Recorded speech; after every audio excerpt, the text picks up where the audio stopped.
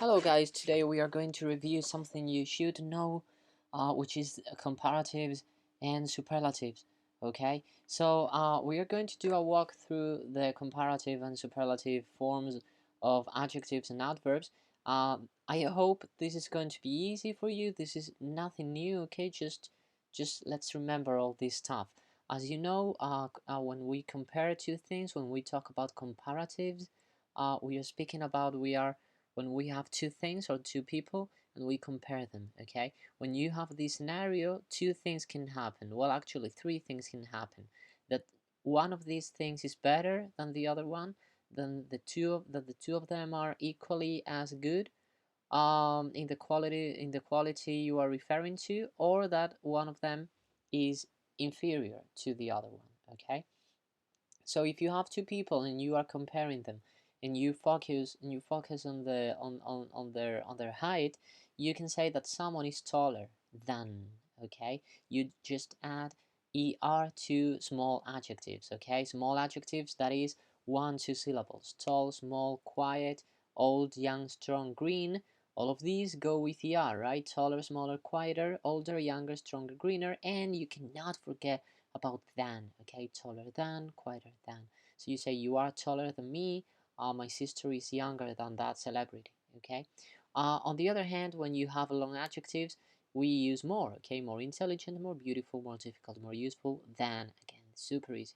When the two things are equally as whatever, then you use exactly that, as. Okay, without changing or modifying the adjective or adverb in any way. You just say as short as tall as intelligent as. So you can say, for example, English is as difficult as French. Okay, or German is as easy as Italian. All right. Okay. Now, whenever you have a sentence in comparison superiority, you can transform it into negative, right? Using less. Instead of saying Susan is taller than Tom, you can say Tom is less short than Susan. Okay, anyway, we tend to use always superiority comparisons because it's more, it's more natural, right? But anyway, you have less short, less tall, less quiet, less intelligent, less difficult, whatever. Okay, all right. This is the comparison. And now when you go to superlatives, which is these things here, we use superlatives when we have a whole bunch of people and you want to remark that one of these people is especially good at something. There is something remarkable about someone or something that makes them outstand in a group. Okay, so again, you use for short adjectives and adverbs, you use est, the tallest. Now, very important, you need to use the all the time. Okay, you cannot say tallest, you need to say the tallest, the smallest, the oldest, the strongest. In the case of long adjectives, you have the most intelligent, the most beautiful, the most difficult. Right. Examples: John is more intelligent than Susan. Susan is less intelligent than John. If you pay attention, these two sentences are synonymous, right? John is as intelligent as Susan is synonymous to Susan is as intelligent as John. They are both equally intelligent. When you look at the class, at John's class, you say John is the most intelligent student. Okay? I am taller than your sister. That means that your sister is less tall than me. And when you are as tall as your sister, then your sister is as tall as you. If you look at your family, you say I am the tallest of the family. Okay, in superlative.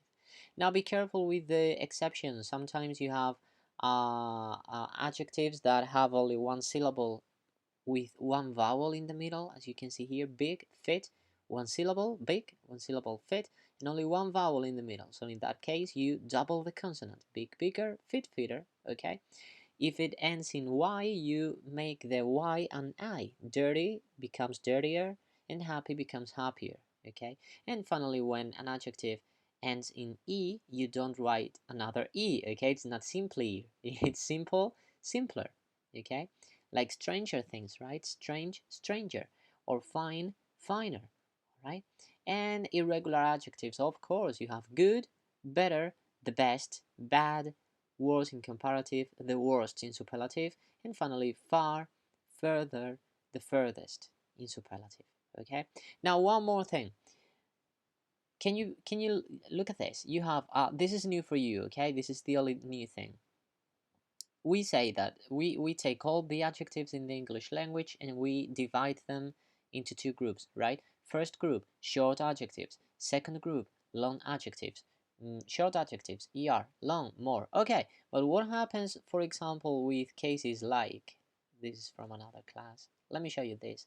What happens, for example, with examples like clever? How do you say clever in comparative? If you say, for example, Susan, not Susan again, come on, Emily. Emily is clever. Okay, Emily is clever. But you have another person that is better than Emily at cleverness, which is, let's call him, I don't know, whoever, let's call him Judah. Okay, so how do you say that Judah is than Emily? So sometimes you have adjectives which are not easily categorized, which are not easily labeled as long or short. If you look at this, you have clever, two syllables. In a normal situation, you would say Judah is cleverer than Emily, right? But still, you can say that Judah is more clever than Emily.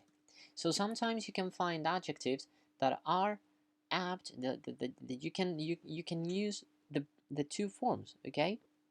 Both forms are correct. You can say cleverer or more clever, and that's perfectly okay. All right. In the video description, you can find a list of these adjectives that are available for the two different forms. Okay. If you have any questions, any comments, just text me on WhatsApp, as you already know. And if you want to join our Friday Skype virtual lessons, of course you can. Drop me a line on WhatsApp and I'll add you. Okay. Thank you for watching. Goodbye.